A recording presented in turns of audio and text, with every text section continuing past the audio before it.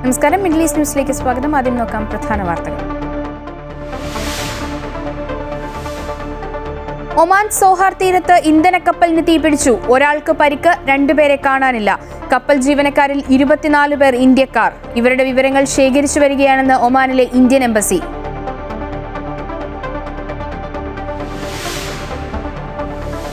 സമാധാന ചർച്ചകളിൽ തീരുമാനങ്ങൾ എടുക്കാൻ വൈകുന്ന ഇറാന് മുന്നറിയിപ്പുമായി അമേരിക്കൻ പ്രസിഡന്റ്. ഇനിയും നീട്ടിക്കൊണ്ടുപോയാൽ ഇറാൻ വലിയ വില നൽകേണ്ടി വരുമെന്നും ട്രംപ്. അമേരിക്ക ഇറാൻ ധാരണ അന്തിമമാക്കാൻ ഖത്തർ നയതന്ത്ര സംഘം ടെഹ്റാനിൽ. ഇറാനെ US ആക്രമിച്ചതിന് പിന്നാലെ കുവൈറ്റിന് നേരെ ഇന്നും വ്യോമാക്രമണം നടത്തി ഇറാൻ.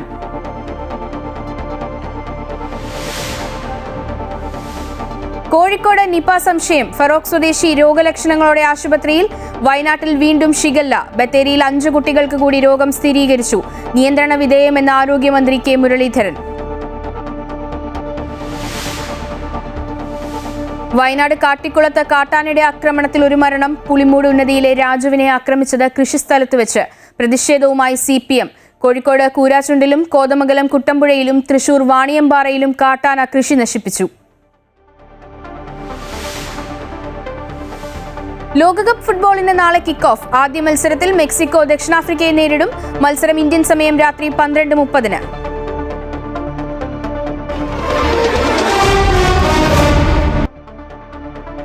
വാർത്തകൾ വിശദമായി നോക്കാം. ഒമാനിലെ സോഹാറിൽ എണ്ണക്കപ്പലിന് തീപിടിച്ചു. 2 പേരെ കാണാതായി, ഒരാൾക്ക് പരിക്കേറ്റു. കപ്പലിലെ 28 അംഗ ജീവനക്കാരിൽ 24 പേർ ഇന്ത്യൻ നാവികരാണെന്ന് വിവരം. ഇന്ത്യക്കാരുടെ വിവരങ്ങൾ ശേഖരിച്ചു വരികയാണെന്ന് ഒമാനിലെ ഇന്ത്യൻ എംബസി അറിയിച്ചു. പലാവോ പതാകയിലുള്ള സെറ്റബെല്ലോ എന്ന കപ്പലിലാണ് തീപിടിച്ചത്. തീപിടുത്തത്തിന്റെ കാരണം സംബന്ധിച്ച് കൂടുതൽ വിവരങ്ങൾ പുറത്തു വന്നിട്ടില്ല. സംഭവത്തിൽ അന്വേഷണം തുടങ്ങി. എന്നാൽ കപ്പലിന് നേരെ ഉണ്ടായത് മിസൈൽ ആക്രമണമെന്ന് സമുദ്ര സുരക്ഷാ ഏജൻസികൾ പറയുന്നു. പശ്ചിമേഷ്യൻ സമാധാന ചർച്ചകളിൽ തീരുമാനങ്ങൾ എടുക്കാൻ ഇറാൻ വൈകുന്നുവെന്ന് ട്രംപ്. ഇത് ചൂണ്ടിക്കാട്ടി ഇറാന് മുന്നറിയിപ്പുമായി അമേരിക്കൻ പ്രസിഡന്റ് ഡൊണാൾഡ് ട്രംപ് രംഗത്തെത്തി. ചർച്ചയിൽ തീരുമാനമെടുക്കുന്നത് ഇനിയും നീട്ടിക്കൊണ്ടുപോയാൽ ഇറാൻ അതിന് വലിയ വില നൽകേണ്ടി വരുമെന്ന് ട്രംപ് താക്കീത് നൽകി. അതിനിടെ അമേരിക്ക ഇറാൻ ധാരണ അന്തിമമാക്കാൻ ഖത്തർ നയതന്ത്ര സംഘം ടെഹ്റാനിലെത്തിയെന്ന് അന്താരാഷ്ട്ര മാധ്യമങ്ങൾ റിപ്പോർട്ട് ചെയ്തു. അമേരിക്കയുടെ അപ്പാഷെ ഹെലികോപ്റ്റർ വീഴ്ത്തിയതിന് പിന്നാലെ അമേരിക്കയ്ക്കും ഇറാനും ഇടയിൽ രൂക്ഷമായ സംഘർഷത്തിന് നേരിയ അയവ് വന്ന സാഹചര്യത്തിലാണ് ഖത്തറിന്റെ നീക്കം. അതേസമയം അപ്പാഷെ വീഴ്ത്തിയതിന് പിന്നാലെ ഇറാനും അമേരിക്കയും തമ്മിൽ കഴിഞ്ഞ രാത്രിയിൽ രൂക്ഷ സംഘർഷമുണ്ടായി.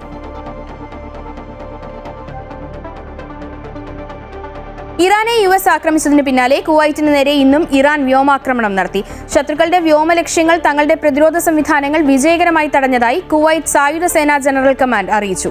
അംഗീകരിക്കപ്പെട്ട പ്രവർത്തന നടപടിക്രമങ്ങൾ അനുസരിച്ചാണ് പ്രതിരോധ സംവിധാനങ്ങൾ നിലവിൽ പ്രവർത്തിച്ചുകൊണ്ടിരിക്കുന്നതെന്ന് സൈന്യം വ്യക്തമാക്കി.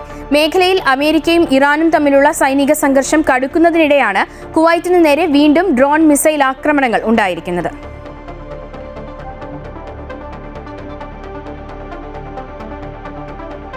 മധ്യപൂർവ്വ ദേശത്തെ നിലവിലെ സംഘർഷാവസ്ഥയും വിമാന ഇന്ധന വിലയിൽ ഉണ്ടായ റെക്കോർഡ് വർധനയും ആഗോള വ്യോമയാന മേഖലയെ ഗുരുതരമായ പ്രതിസന്ധിയിലാക്കുന്നതായി റിപ്പോർട്ട്. യൂറോപ്പും അമേരിക്കയും ഉൾപ്പെടെ വിവിധ രാജ്യങ്ങളിൽ നിന്നുള്ള മലയാളികളടക്കമുള്ള ഇന്ത്യൻ പ്രവാസികളുടെ പ്രധാന യാത്രാ ഹബ്ബുകളായ ദുബായ്, ദോഹ, അബുദാബി എന്നിവിടങ്ങളിലെ വിമാന സർവീസുകൾക്ക് ഇത് വലിയ വെല്ലുവിളിയാകുകയാണ്. Emirates, Qatar Airways, Etihad Airways തുടങ്ങിയ പ്രമുഖ വിമാന കമ്പനികൾ സുരക്ഷാ കാരണങ്ങളാലും പ്രവർത്തന ചെലവിലെ വർധനയാലും ചില റൂട്ടുകളിൽ മാറ്റം വരുത്തേണ്ട സാഹചര്യം നേരിടുന്നതായാണ് വിവരം. ഇത് സർവീസ് ഷെഡ്യൂളുകളിലും യാത്രാ സമയത്തിലും മാറ്റങ്ങൾ സൃഷ്ടിക്കുമെന്ന ആശങ്കയും ഉയരുന്നുണ്ട്. ഇതിനിടെ ഈ വർഷം ആഗോള വിമാന കമ്പനികളുടെ ലാഭത്തിൽ ഏകദേശം പകുതിയോളം ഇടിവുണ്ടാകാമെന്ന് രാജ്യാന്തര വ്യോമ ഗതാഗത സംഘടനയായ അയാട്ട പുറത്തിറക്കിയ ഏറ്റവും പുതിയ സാമ്പത്തിക അവലോകന റിപ്പോർട്ട് വ്യക്തമാക്കുന്നു.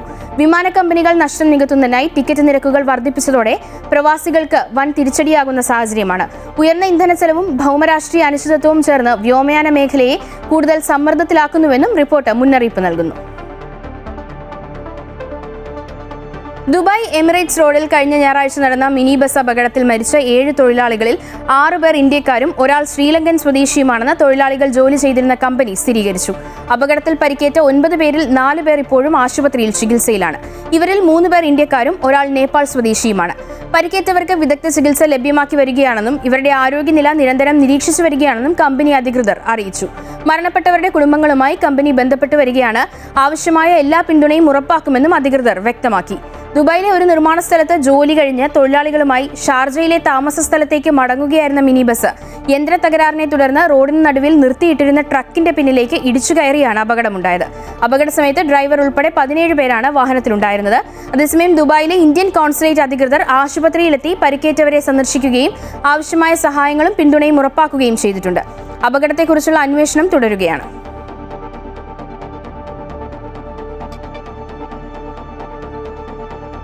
അബുദാബി സർക്കാർ ജീവനക്കാരുടെ സേവന വ്യവസ്ഥകൾ പരിഷ്കരിച്ച് പുതിയ HR നിയമം നടപ്പിലാക്കി.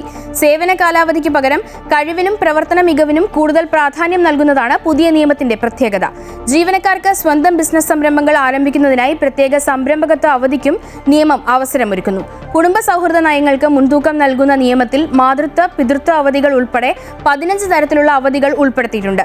ചുരുക്കിയ പ്രവൃത്തി സമയം, റിമോട്ട് വർക്ക് ഉൾപ്പെടെയുള്ള ഇളവുള്ള തൊഴിൽ സംവിധാനങ്ങളും നടപ്പാക്കും.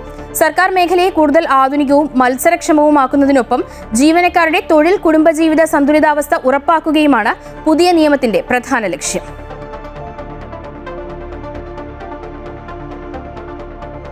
മറ്റു വാർത്തകൾ നോക്കാം. കോഴിക്കോട് നിപ സംശയം. കോഴിക്കോട് ഫറോക്ക് സ്വദേശിയെ രോഗലക്ഷണങ്ങളോടെ ആശുപത്രിയിൽ പ്രവേശിപ്പിച്ചു. സ്വകാര്യ ആശുപത്രിയിലാണ് രോഗിയെ പ്രവേശിപ്പിച്ചത്. സ്രവം PCR പരിശോധനയ്ക്കായി അയച്ചിട്ടുണ്ട്. ആശങ്കപ്പെടേണ്ട സാഹചര്യമില്ലെന്ന് ആരോഗ്യമന്ത്രി കെ മുരളീധരൻ അറിയിച്ചു. വിട്ടുമാറാത്ത പനി, തലവേദന ലക്ഷണത്തോടെയാണ് 43-കാരനെ സ്വകാര്യ ആശുപത്രിയിൽ പ്രവേശിപ്പിച്ചത്. നിപയ്ക്ക് സമാനമായ രോഗലക്ഷണമായതിനാൽ രോഗിയുടെ സ്രവം മെഡിക്കൽ കോളേജിലേക്ക് PCR പരിശോധനയ്ക്ക് അയക്കുകയായിരുന്നു. നാളെ വൈകിട്ടോടെ ഈ ഫലം പോസിറ്റീവായാൽ മാത്രമേ നിപയെന്ന് സ്ഥിരീകരിക്കാനാവൂ എന്ന് ആരോഗ്യവകുപ്പ് അധികൃതർ വ്യക്തമാക്കി. 2018-ലാണ് സംസ്ഥാനത്ത് ആദ്യമായി നിപ റിപ്പോർട്ട് ചെയ്തത്. അന്ന് കോഴിക്കോടും മലപ്പുറത്തുമായി 17 പേർ മരിച്ചിരുന്നു. പിന്നീട് 2019 കൊച്ചിയിലും 2021 2023 കോഴിക്കോടും 2024 മലപ്പുറത്തും നിപ റിപ്പോർട്ട് ചെയ്തിരുന്നു. വവ്വാലുകളും പന്നികളുമാണ് വൈറസിന്റെ സ്വാഭാവിക വാഹകർ. നിപ വൈറസ് ബാധയുള്ള വവ്വാലുകളിൽ നിന്നോ പന്നികളിൽ നിന്നോ രോഗം മനുഷ്യരിലേക്ക് പകരാം. വ്യക്തിഗത സുരക്ഷാ മാർഗങ്ങൾ സ്വീകരിക്കാതെ രോഗിയുമായി അടുത്തിടപഴകുന്നതിലൂടെ മനുഷ്യരിൽ നിന്നും മനുഷ്യരിലേക്കും രോഗം പകരും. അമൃത ന്യൂസ്, കോഴിക്കോട്. വയനാട് ജില്ലയിൽ 5 കുട്ടികൾക്ക് കൂടി ഷിഗല്ല സ്ഥിരീകരിച്ചു. 7-ാം തീയതി പരിശോധനയ്ക്ക് അയച്ച സാമ്പിളുകളുടെ ഫലമാണ് പോസിറ്റീവായത്. അതേസമയം രോഗം സമ്പർക്കത്തിലൂടെ പകരുന്നുണ്ടോ എന്ന സംശയമുണ്ടെന്ന് ആരോഗ്യമന്ത്രി കെ മുരളീധരൻ പറഞ്ഞു. ഇക്കാര്യങ്ങൾ നിരീക്ഷിച്ചു വരികയാണെന്നും അദ്ദേഹം കോഴിക്കോട് പറഞ്ഞു. വയനാട്ടിൽ 5, 7, 8, 9, 11 വയസ്സുള്ള പെൺകുട്ടികൾക്കാണ് പുതുതായി രോഗബാധ സ്ഥിരീകരിച്ചത്. നിലവിൽ രോഗം സ്ഥിരീകരിച്ച 8 കുട്ടികളുടെയും ആരോഗ്യനില തൃപ്തികരമാണെന്ന് ആരോഗ്യവകുപ്പ് അധികൃതർ അറിയിച്ചു. സ്ഥിതിഗതികൾ വിലയിരുത്തുന്നതിനായി ആരോഗ്യവകുപ്പ് പൊതുജനാരോഗ്യ വിഭാഗം അഡീഷണൽ ഡയറക്ടർ ഡോക്ടർ KP റീത്തയുടെ നേതൃത്വത്തിലുള്ള സംസ്ഥാനതല വിദഗ്ധ സംഘം കോളിയാടിയും പരിസര പ്രദേശവും സന്ദർശിച്ചു. രോഗവ്യാപനം തടയാനുള്ള നിർദ്ദേശങ്ങളും സംഘം നൽകി. ഇതുവരെ സംസ്ഥാനത്ത് 95ഓളം പേർക്കാണ് രോഗം സ്ഥിരീകരിച്ചതെന്നും ഇതിൽ പലരും രോഗമുക്തി നേടിയെന്നും ആരോഗ്യമന്ത്രി പറഞ്ഞു. ഷിഗല്ല നിയന്ത്രണ വിധേയമാണ്. അതേസമയം രോഗം സമ്പർക്കത്തിലൂടെ പകരുന്നുണ്ടോ എന്ന സംശയമുണ്ടെന്നും അക്കാര്യം നിരീക്ഷിച്ചു വരികയാണെന്നും ആരോഗ്യമന്ത്രി കെ മുരളീധരൻ കോഴിക്കോട് പറഞ്ഞു. കേരളത്തിലെ മൊത്തം 95ഓളം പേർക്കാണ് ഇത് കൺഫേം ആയിട്ടുള്ളത്. പക്ഷേ അതിൽ പലരും ഡിസ്ചാർജ് ചെയ്ത് പോകുന്നുണ്ട്. അതുകൊണ്ടാണ് പറഞ്ഞ ആശങ്കയ്ക്ക് അവകാശമില്ല. പക്ഷേ വയനാട്ടിലെ റിസൾട്ട് കിട്ടിയാൽ സമ്പർക്കം മൂലം ഇത് പടരുന്ന കാര്യം കൺഫേം ചെയ്യാൻ കഴിയുള്ളൂ. 2 പേരെ സംശയത്തിൻ്റെ പേരിൽ 2 വീട്ടമ്മമാരെ അവർ ഐസൊലേറ്റഡ് വാർഡിലേക്ക് മാറ്റി. ആരോഗ്യവകുപ്പ് മാത്രം വിചാരിച്ചാൽ രോഗം നിയന്ത്രിക്കാനാവില്ല. ഭക്ഷ്യസുരക്ഷാ വകുപ്പിനും ഇക്കാര്യത്തിൽ കർശന നിർദ്ദേശം നൽകിയിട്ടുണ്ടെന്ന് അദ്ദേഹം കൂട്ടിച്ചേർത്തു. ഷിഗല്ല രോഗബാധ സ്ഥിരീകരിച്ച നെന്മേനി പഞ്ചായത്തിൽ മുൻകരുതൽ നടപടിയായി ആൾക്കൂട്ടങ്ങൾക്കുൾപ്പെടെ നിയന്ത്രണങ്ങൾ ഏർപ്പെടുത്തി ജില്ലാ കലക്ടർ DR മേഘശ്രീ ഉത്തരവിട്ടു. പഞ്ചായത്ത് പരിധിയിലെ മുഴുവൻ പ്രദേശങ്ങളിലും ബുധനാഴ്ച മുതൽ 7 ദിവസത്തേക്ക് താൽക്കാലിക ചന്തകൾ, റാലികൾ എന്നിവ പരമാവധി ഒഴിവാക്കണം.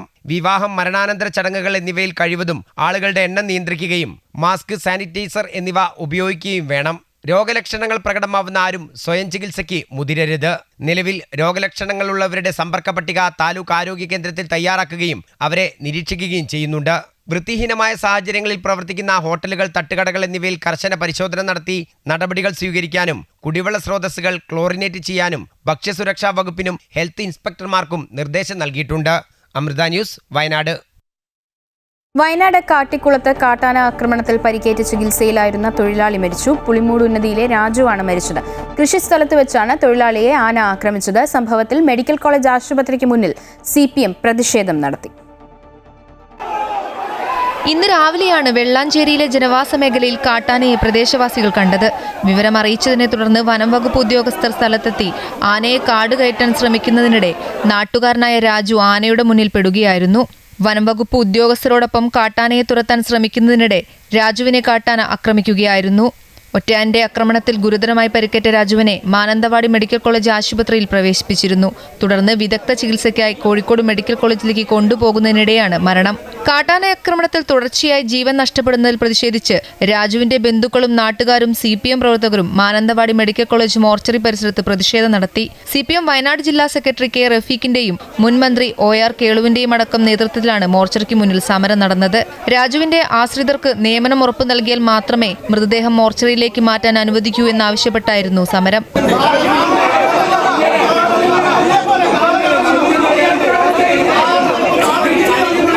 2 ആഴ്ച മുമ്പ് കാട്ടാനയുടെ ആക്രമണത്തിൽ വയനാട്ടിൽ യുവതിക്ക് ജീവൻ നഷ്ടമായിരുന്നു. മേപ്പാടി പഞ്ചായത്തിലെ പുത്തുമല ചുണ്ടയിൽ സ്കൂട്ടറിൽ സഞ്ചരിക്കവേ ജെസ്സി എന്ന യുവതിയെയാണ് കാട്ടാന ആക്രമിച്ചു കൊലപ്പെടുത്തിയത്.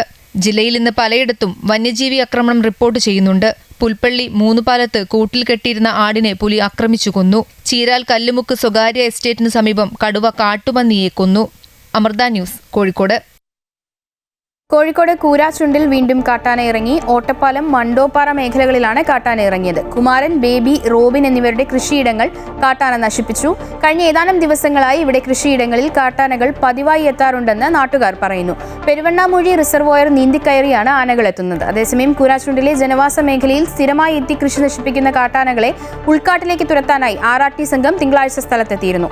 ഡ്രോൺ ഉപയോഗിച്ച് ആനകളുടെ സാന്നിധ്യം തിരിച്ചറിയാനുള്ള ശ്രമം നടത്തിയിരുന്നുവെങ്കിലും മൂടൽമഞ്ഞ് കാരണം ശ്രമം വിജയിച്ചില്ല. കാട്ടാനക്കൂട്ടം വീണ്ടും ഇറങ്ങാൻ സാധ്യതയുള്ളതിനാൽ വനംവകുപ്പ് ഉദ്യോഗസ്ഥരുടെയും വാച്ചർമാരുടെയും സംഘം മേഖലയിൽ തമ്പടിക്കുന്നുണ്ട്. കോതമംഗലം കുട്ടമ്പുഴ പഞ്ചായത്തിലെ പിണവൂർക്കൊടിയിൽ പുലർച്ചെ എത്തിയ കാട്ടാനക്കൂട്ടം വീടിന്റെ മുകളിലേക്ക് പനമരം മറിച്ചിട്ടു. പൊട്ടനാനിക്കൽ ബിനോയുടെ വീടിന്റെ മേൽക്കൂരയിലേക്കാണ് മരം മറിച്ചിട്ടത്. പുലർച്ചെ 3 മണിയോടെ ശബ്ദം കേട്ട് വീട്ടിലെ താമസക്കാരായ രാജൻ, ഭാര്യ അനിത, ഇവരുടെ 10 വയസ്സുകാരി മകൾ എന്നിവർ ഓടി രക്ഷപ്പെടുകയായിരുന്നു. കാട്ടാനശല്യം മൂലം വീടിന് പുറത്തിറങ്ങാൻ പോലും കഴിയാത്ത അവസ്ഥയാണെന്നും പരിഹാരം കാണണമെന്നും നാട്ടുകാർ ആവശ്യപ്പെടുന്നു.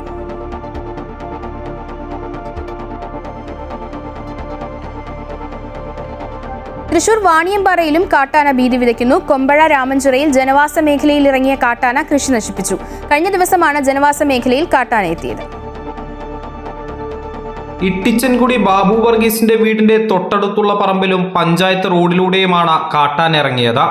പ്രദേശത്തെ പല മേഖലകളിലായി മാറി മാറി കാട്ടാൻ ഇറങ്ങുന്നതിൽ ആശങ്കയിലാണ് നാട്ടുകാർ. പ്ലാവും ആയാലും വാഴയായാലും തെങ്ങായാലും ഒക്കെ നശിപ്പിക്കുന്നൊരു സാഹചര്യം. പേടിച്ചിട്ട് പുറത്തിറങ്ങാൻ പോലും പറ്റില്ല. ഈ സമയത്ത് അവരെ വിളിച്ചു കഴിഞ്ഞാൽ അവർക്ക് സൗകര്യം ഉണ്ടെങ്കിൽ വരും എന്നുള്ളതല്ലാതെ അപ്പുറം വിളിച്ചിട്ടൊന്നും അവർ തിരിഞ്ഞു നോക്കുക പോലും ചെയ്തില്ല.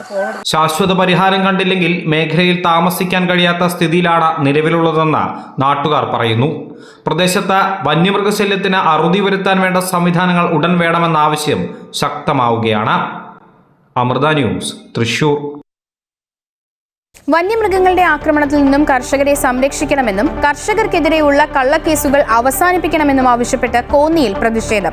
ആക്ഷൻ കൗൺസിലിന്റെ നേതൃത്വത്തിൽ കോന്നി DFO ഓഫീസിലേക്ക് നടത്തിയ മാർച്ചും ധർണയും CPM സംസ്ഥാന കമ്മിറ്റി അംഗം KP ഉദയഭാനു ഉദ്ഘാടനം ചെയ്തു. നാട്ടുകാർ നിയമം അനുസരിക്കുന്നതുകൊണ്ട് മാത്രമാണ് വനംവകുപ്പ് ഉദ്യോഗസ്ഥർ സുരക്ഷിതരായിരിക്കുന്നതെന്ന് അദ്ദേഹം പറഞ്ഞു. വന്ന് ഞാൻ 5 മണിയായപ്പം ആന എന്തോ ഓടിക്കുന്ന സൗണ്ട് കേട്ടു.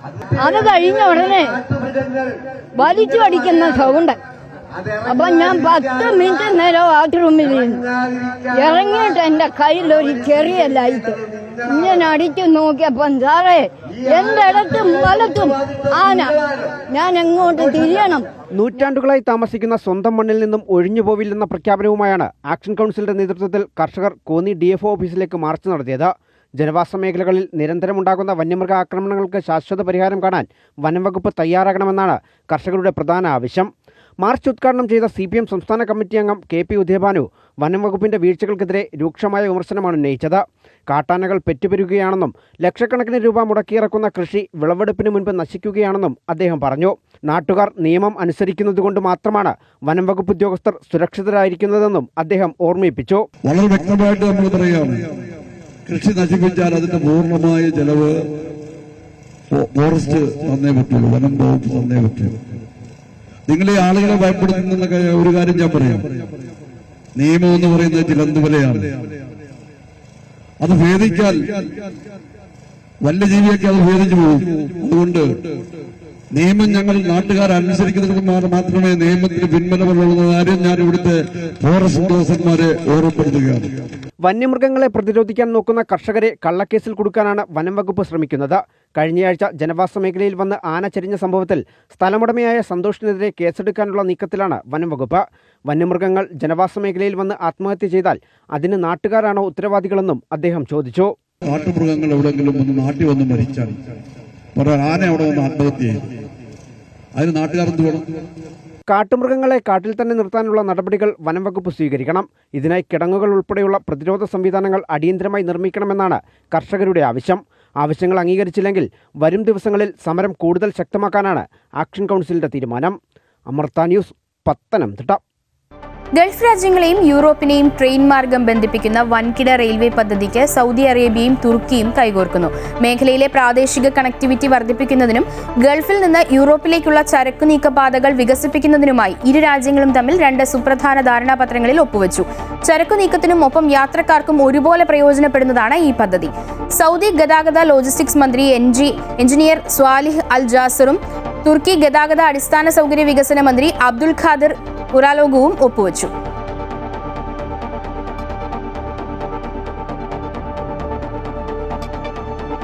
ദുബായ് സന്ദർശിക്കാൻ ആഗ്രഹിക്കുന്ന വിദേശികൾക്ക് ആവശ്യമായ രേഖകളും അപേക്ഷാ നടപടിക്രമങ്ങളും പൂർത്തിയാക്കിയാൽ 48 മണിക്കൂറിനുള്ളിൽ സിംഗിൾ എൻട്രി ടൂറിസ്റ്റ് വിസ ലഭ്യമാക്കുമെന്ന് ദുബായിലെ general directorate of residency and foreigners affairs അറിയിച്ചു. 30 ദിവസത്തെയും 60 ദിവസത്തെയും കാലാവധിയുള്ള സിംഗിൾ എൻട്രി ടൂറിസ്റ്റ് വിസയ്ക്കാണ് ഇത്തരത്തിൽ അപേക്ഷിക്കാനാകുക. അംഗീകൃത ടൂർ ഓപ്പറേറ്റർമാർ മുഖേനയാണ് വിസ അപേക്ഷകൾ സമർപ്പിക്കേണ്ടത്. അപേക്ഷകർ വ്യക്തിഗത ഫോട്ടോയും സാധുവായ പാസ്പോർട്ടിന്റെ പകർപ്പും സമർപ്പിക്കണം. ഡിജിറ്റൽ സേവനങ്ങൾ കൂടുതൽ വിപുലീകരിക്കുകയും ലോകത്തിലെ മുൻനിര വിനോദസഞ്ചാര കേന്ദ്രമെന്ന ദുബായിയുടെ സ്ഥാനം കൂടുതൽ ശക്തിപ്പെടുത്തുകയുമാണ് പദ്ധതിയുടെ ലക്ഷ്യം. ടൂറിസം യാത്രാ മേഖലകളുടെ ആവശ്യങ്ങൾ കണക്കിലെടുത്താണ് പുതിയ നടപടികൾ നടപ്പിലാക്കുന്നതെന്ന് അധികൃതർ വ്യക്തമാക്കി.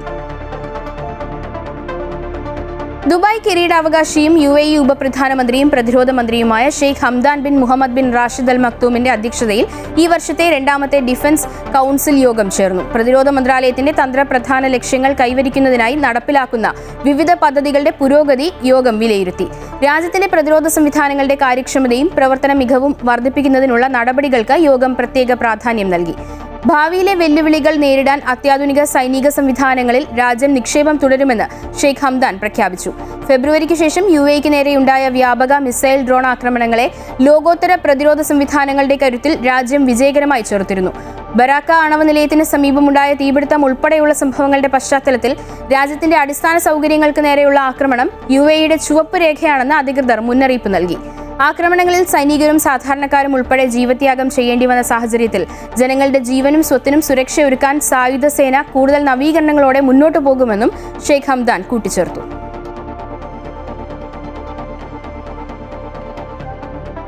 കനത്ത ചൂടും ഈർപ്പവുമുള്ള വേനൽക്കാലത്ത് വാഹനങ്ങളുടെ സുരക്ഷ ഉറപ്പാക്കാൻ കൃത്യമായ ഇടവേളകളിൽ പരിശോധനകളും അറ്റകുറ്റപ്പണികളും നടത്തണമെന്ന് Dubai roads and transport authority അധികൃതർ ഡ്രൈവർമാരോട് ആവശ്യപ്പെട്ടു. ഉയർന്ന താപനില വണ്ടിയുടെ കൂളിംഗ് സിസ്റ്റത്തെയും ടയറുകളുടെ മർദ്ദത്തെയും കാര്യമായി ബാധിക്കാൻ സാധ്യതയുള്ളതിനാലാണിത്. UAE ആഭ്യന്തര മന്ത്രാലയം എല്ലാ വർഷവും നടത്തിവരാറുള്ള സുരക്ഷിത വേനൽക്കാലം എന്ന ദേശീയ ക്യാമ്പയിന്റെ ഭാഗമായാണ് RTAയുടെ ബോധവൽക്കരണ പ്രവർത്തനങ്ങൾ. ഓരോ യാത്രയ്ക്ക് മുൻപും tyre pressure, engine oil, radiator coolant എന്നിവ പരിശോധിച്ച് വണ്ടിക്ക് തകരാറുകളോ ചോർച്ചയോ ഇല്ലെന്ന് ഉറപ്പാക്കുന്നത് ഡ്രൈവർമാർ ശീലമാക്കണമെന്നും അധികൃതർ ഓർമ്മിപ്പിച്ചു.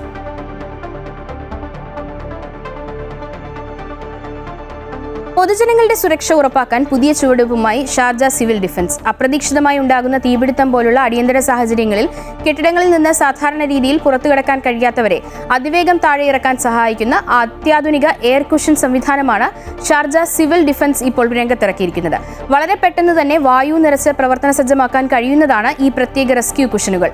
കെട്ടിടങ്ങളുടെ ഉയർന്ന നിലകളിൽ നിന്ന് ഈ കുഷനുകളിലേക്ക് ചാടുന്നതിലൂടെ വീഴ്ചയുടെ ആഘാതം പൂർണ്ണമായും ഇല്ലാതാക്കാനും അപകട സാധ്യത ഒട്ടുമില്ലാതെ ജീവൻ രക്ഷിക്കാൻ സാധിക്കുമെന്നും അധികൃതർ വ്യക്തമാക്കി.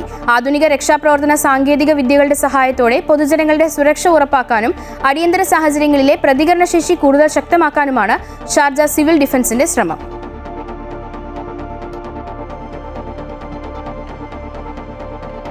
കുവൈറ്റിൽ വ്യക്തികൾക്കും സ്ഥാപനങ്ങൾക്കും വിദേശത്തു നിന്ന് മരുന്നുകളും മെഡിക്കൽ ഉപകരണങ്ങളും ഇറക്കുമതി ചെയ്യാൻ ഓൺലൈൻ അനുമതി സംവിധാനം നിലവിൽ വന്നതായി കുവൈറ്റ് ആരോഗ്യ മന്ത്രാലയം. വിദേശ രാജ്യങ്ങളിൽ നിന്ന് മരുന്നുകൾ, മെഡിക്കൽ ഉപകരണങ്ങൾ, ആരോഗ്യ ഉൽപ്പന്നങ്ങൾ എന്നിവ ഇറക്കുമതി ചെയ്യുന്നതിനുള്ള അനുമതിക്കായി ഇനി മുതൽ പ്രത്യേക ഇലക്ട്രോണിക് പ്ലാറ്റ്ഫോം വഴി അപേക്ഷ സമർപ്പിക്കാൻ കഴിയും. മരുന്നുകൾ, ആരോഗ്യ ഉൽപ്പന്നങ്ങൾ, സപ്ലിമെന്റുകൾ, മെഡിക്കൽ ഉപകരണങ്ങൾ, സൗന്ദര്യവർദ്ധക ഉൽപ്പന്നങ്ങൾ തുടങ്ങിയവയുടെ ഇറക്കുമതിക്കുള്ള അപേക്ഷകളാണ് ഈ പ്ലാറ്റ്ഫോമിലൂടെ സമർപ്പിക്കാനാകുക. ഇതോടൊപ്പം അപേക്ഷകർക്ക് ഇവയുടെ നില പിന്തുടരാനും സാധിക്കും. രാജ്യത്തെ ഡിജിറ്റൽ പരിവർത്തനവും ഗവേണൻസും ശക്തിപ്പെടുത്തുന്നതിന്റെ ഭാഗമായാണ് പുതിയ സേവനം.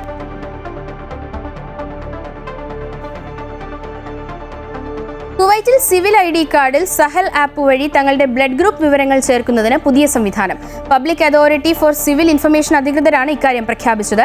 രാജ്യത്തെ ഡിജിറ്റൽ സേവനങ്ങൾ വികസിപ്പിക്കുന്നതിനും നടപടിക്രമങ്ങൾ കാര്യക്ഷമമാക്കുന്നതിനുമുള്ള ശ്രമങ്ങളുടെ ഭാഗമായാണ് ഈ സംരംഭമെന്ന് അധികൃതർ വിശദീകരിച്ചു.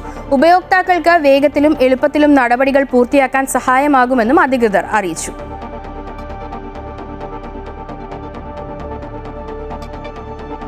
കുവൈറ്റിൽ ഹിജ്റ പുതുവത്സര അവധി പ്രഖ്യാപിച്ചു. കുവൈറ്റ് മന്ത്രിസഭയാണ് തീരുമാനം പ്രഖ്യാപിച്ചത്.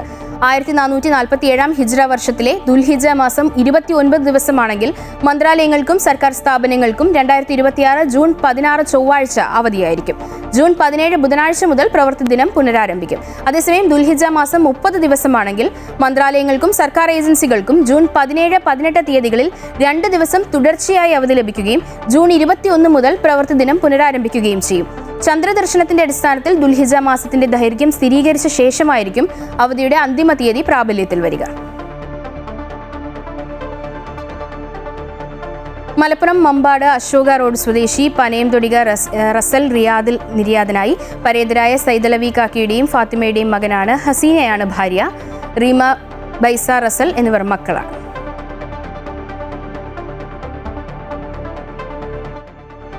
മലയാള സിനിമയുടെ പ്രിയ കലാകാരൻ സലീം കുമാറിന്റെ വേർപാടിൽ ജിദ്ദ OICC മലപ്പുറം ജില്ലാ കമ്മിറ്റി അനുസ്മരണ യോഗം സംഘടിപ്പിച്ചു.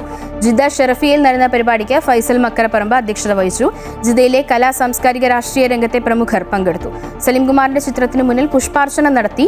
വ്യത്യസ്തമായ അഭിനയ ശൈലിയിലൂടെ മലയാളികളുടെ മനസ്സിൽ ഇടം നേടിയ സലീം കുമാർ സിനിമാ ലോകത്ത് തന്റേതായ വ്യക്തിമുദ്ര പതിപ്പിച്ച കലാകാരനായിരുന്നുവെന്ന് സംസാരിച്ചവർ അഭിപ്രായപ്പെട്ടു. Nasar Veliyankode, doctor Shibu Thiruvananthapuram, Sreetha Anilkumar, Nani master, UM Hussain Malappuram, Mujeeb Kalikavu തുടങ്ങിയവർ സംസാരിച്ചു. 25 വർഷത്തെ പ്രവാസ ജീവിതം അവസാനിപ്പിച്ച് നാട്ടിലേക്ക് പോകുന്ന MK ഹാരിസ് ബാബുവിന് Jeddah Edavanna panchayat KMCC Jeddah Sharafiya Ellora ഓഡിറ്റോറിയത്തിൽ വെച്ച് യാത്രയയപ്പ് നൽകി. ചടങ്ങിൽ നിയമസഭാ തെരഞ്ഞെടുപ്പിലെ UDFന്റെ വിജയത്തിൽ മധുരം വിതരണം ചെയ്തു. മലപ്പുറം ജില്ലാ KMCC vice president Saidalavi Puliyakode പരിപാടി ഉദ്ഘാടനം ചെയ്തു.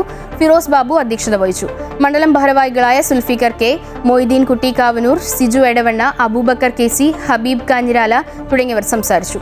കേരള പൊതുമരാമത്ത് വകുപ്പ് മന്ത്രി PK ബഷീർ ഏറനാട് മണ്ഡലത്തിലുണ്ടാക്കിയ അഭൂതപൂർവമായ പുരോഗതി അദ്ദേഹത്തിന്റെ പുതിയ പദവിയിലൂടെ ഇനി കേരളത്തിന് മൊത്തത്തിൽ ലഭ്യമാകുമെന്ന് പ്രത്യാശ പ്രകടിപ്പിച്ചു. സൗദി ആരോഗ്യ മന്ത്രാലയത്തിന് കീഴിലുള്ള സെൻട്രൽ ബ്ലഡ് ബാങ്കിന്റെ സഹകരണത്തോടെ OICC റിയാദ് സെൻട്രൽ കമ്മിറ്റി സംഘടിപ്പിക്കുന്ന ജനകീയ രക്തദാന ക്യാമ്പ് ജൂൺ 12 വെള്ളിയാഴ്ച രാവിലെ 8 മണി മുതൽ സുമൈസി ആശുപത്രിയിൽ നടക്കുമെന്ന് ഭാരവാഹികൾ വാർത്താസമ്മേളനത്തിൽ അറിയിച്ചു. രക്തദാനം നടത്തുന്ന എല്ലാവർക്കും OICCയുടെയും മിനിസ്ട്രി ഓഫ് ഹെൽത്ത് ഡിപ്പാർട്ട്മെന്റിന്റെയും സംയുക്ത സർട്ടിഫിക്കറ്റ് നൽകും. വാർത്താസമ്മേളനത്തിൽ നവാസ് വെള്ളിമാടുകുന്ന്, സുരേഷ് ശങ്കർ, ഷിഹാബ് കൊട്ടുകാട്, മാത്യു ജോസഫ്, ഷംനാഥ് കരുനാഗപ്പള്ളി തുടങ്ങിയവർ പങ്കെടുത്തു. സംസ്ഥാനത്ത് തിങ്കളാഴ്ച മുതൽ KSRTC ഓർഡിനറി ബസ്സുകളിൽ സ്ത്രീകൾക്ക് പ്രായഭേദമന്യേ സൗജന്യ യാത്ര പ്രഖ്യാപിച്ച് മുഖ്യമന്ത്രി VD സതീശൻ. KSRTCയിൽ വരുമാനം വർദ്ധിക്കുന്നതനുസരിച്ച് 2ാം ഘട്ടം ആലോചിക്കുമെന്നും അദ്ദേഹം പറഞ്ഞു. പ്രിയദർശിനി എന്ന പേരിൽ കോൺഗ്രസിന്റെ ഇന്ദിരാ ഗ്യാരണ്ടിയിലെ പ്രധാന പദ്ധതി പ്രകാരം KSRTC ഓർഡിനറി ബസ്സുകളിലാണ് സ്ത്രീകൾക്കും ട്രാൻസ്ജെൻഡേഴ്സിനും തിങ്കളാഴ്ച മുതൽ സൗജന്യ യാത്ര നടത്താൻ കഴിയുക. പ്രായഭേദമന്യേ നടത്തുന്ന പദ്ധതി പ്രകാരം KSRTCക്ക് മാസം 65 കോടി മുതൽ 70 കോടി വരെയും വർഷം 750 കോടി രൂപ മുതൽ 800 കോടി രൂപ വരെയും സാമ്പത്തിക നഷ്ടമുണ്ടാകുന്നത് സർക്കാർ നികത്തുമെന്നും മുഖ്യമന്ത്രി പറഞ്ഞു. KSRTC വരുമാനം വർദ്ധിപ്പിക്കുന്ന പദ്ധതികൾ ആസൂത്രണം ചെയ്യാൻ നിർദ്ദേശം നൽകിയിട്ടുണ്ട്. വരുമാനം വർദ്ധിപ്പിച്ച് സൗജന്യ യാത്രയുടെ 2ാം ഘട്ടം ആലോചിക്കാനാണ് തീരുമാനം. ആലപ്പുഴയിൽ യൂത്ത് കോൺഗ്രസുകാരെ ക്രൂരമായി മർദ്ദിച്ച ഗൺമാന്മാർക്ക് ജാമ്യം ലഭിച്ചത് സർക്കാർ പരിശോധിക്കും. B. അശോക് IASന്റെ നിയമനത്തിലെ ആരോപണവും മുഖ്യമന്ത്രി തള്ളി. IAS ഉദ്യോഗസ്ഥരുടെ നിയമനം രാഷ്ട്രീയ പശ്ചാത്തലം നോക്കിയല്ലെന്നും സംസ്ഥാനത്ത് IASകാരുടെ കുറവുണ്ടെന്നും അദ്ദേഹം പറഞ്ഞു. PM ശ്രീ പദ്ധതിയിൽ സർക്കാർ ഒരു തീരുമാനവും എടുത്തിട്ടില്ലെന്നും സെക്രട്ടേറിയറ്റിലെ സമര ഗേറ്റ് തുടർച്ചയായി അടച്ചിട്ടത് പരിശോധിക്കുമെന്നും അദ്ദേഹം അറിയിച്ചു. സർക്കാർ ജീവനക്കാരുടെ മെഡിസിപ്പ് പദ്ധതി പുനഃപരിശോധിക്കും. മാധ്യമപ്രവർത്തകർക്ക് സെക്രട്ടേറിയറ്റിൽ വിലക്കേർപ്പെടുത്തിയ തീരുമാനം 2018 അതിൽ മാറ്റമുണ്ടാകും. ഇ ശ്രീധരൻ സമർപ്പിച്ച റെയിൽ പദ്ധതി വിദഗ്ധ സമിതിയുടെ റിപ്പോർട്ടിന്റെ അടിസ്ഥാനത്തിൽ തീരുമാനമെടുക്കുമെന്നും മുഖ്യമന്ത്രി പറഞ്ഞു. അമൃത ന്യൂസ്, തിരുവനന്തപുരം. KSRTCയിലെ സ്ത്രീകളുടെ സൗജന്യ യാത്ര എന്ന സർക്കാർ തീരുമാനം സ്വകാര്യ ബസ് മേഖലയെ തകർക്കുന്നതാണെന്ന് ബസ് ഓപ്പറേറ്റേഴ്സ് അസോസിയേഷൻ സംസ്ഥാന ജനറൽ സെക്രട്ടറി ടി ഗോപിനാഥൻ. സ്വകാര്യ ബസ് മേഖലയെ കണ്ടില്ലെന്ന് നടിക്കില്ല എന്ന് ഉറപ്പു നൽകിയ മുഖ്യമന്ത്രിയും ഗതാഗത മന്ത്രിയും പിന്നീട് ഉണ്ടായിരിക്കാവുന്ന പ്രതിസന്ധികളെക്കുറിച്ച് ചർച്ച ചെയ്തില്ലെന്നും സ്വകാര്യ ബസ് മേഖലയെ സർക്കാർ അവഗണിച്ചുവെന്നും ടി ഗോപിനാഥൻ പറഞ്ഞു. അധികം താമസിയാതെ സ്വകാര്യ ബസ് സർവീസ് നിലയ്ക്കുമെന്നും ഈ വിഷയവുമായി ബന്ധപ്പെട്ട് നാളെ തൃശൂരിൽ യോഗം ചേരുമെന്നും അദ്ദേഹം അറിയിച്ചു. സർക്കാർ എന്ത് തരത്തിലുള്ള ജനക്ഷേമകരമായിട്ട് പ്രവർത്തനങ്ങൾ പ്രഖ്യാപിക്കുമ്പോഴും സംസ്ഥാനത്തെ ഒരു പ്രധാനപ്പെട്ട വ്യവസായം തകർന്നു പോകുന്ന തരത്തിലുള്ള ഒരു പ്രഖ്യാപനമാണ് എന്നത് പറയാതിരിക്കാൻ കഴിയില്ല. ഈ പ്രഖ്യാപനം ഉണ്ടായാൽ എറണാകുളം മുതൽ തിരുവനന്തപുരം വരെയുള്ള ജില്ലകളിൽ ബസ്സുകൾക്ക് നാളെ മുതൽ ഇത് പ്രഖ്യാപിച്ച അന്നു മുതൽ തന്നെ ഓടാൻ കഴിയാത്ത, അതിൻ്റെ പിറ്റേ ദിവസം മുതൽ തന്നെ ഓടാൻ കഴിയാത്ത സ്ഥിതി വരും. ബാക്കി ജില്ലകളിലും അധികം വൈകാതെ തന്നെ ഞങ്ങൾക്ക് ഇത് ഓടാൻ കഴിയാത്ത സ്ഥിതിയിലേക്കാണ് കാര്യങ്ങൾ എത്തിച്ചേരുക.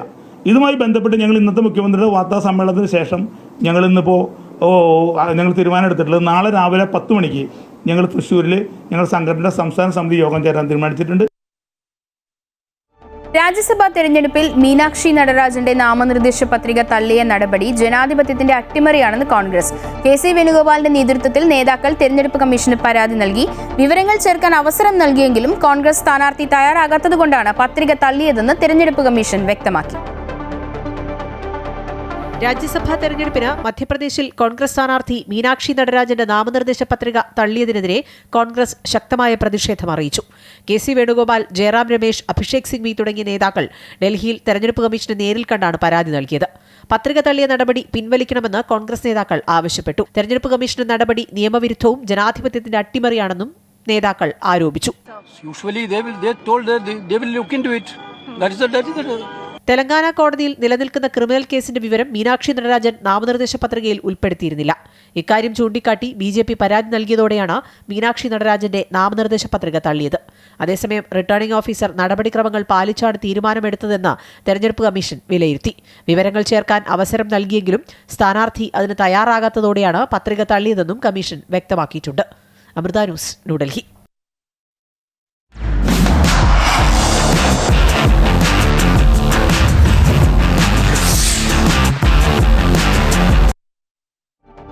ലോകകപ്പ് ഫുട്ബോളിന് നാളെ തുടക്കം. ആഗോള സംഗീത രംഗത്തെ വമ്പൻ താരങ്ങളെ അണിനിരത്തിയാണ് ഫുട്ബോൾ മാമാങ്കത്തിന്റെ ഉദ്ഘാടന ചടങ്ങ് നടക്കുക. ആദ്യ മത്സരത്തിൽ മെക്സിക്കോ ദക്ഷിണാഫ്രിക്കയെ നേരിടും. ഇന്ത്യൻ സമയം രാത്രി 12:30 മത്സരം.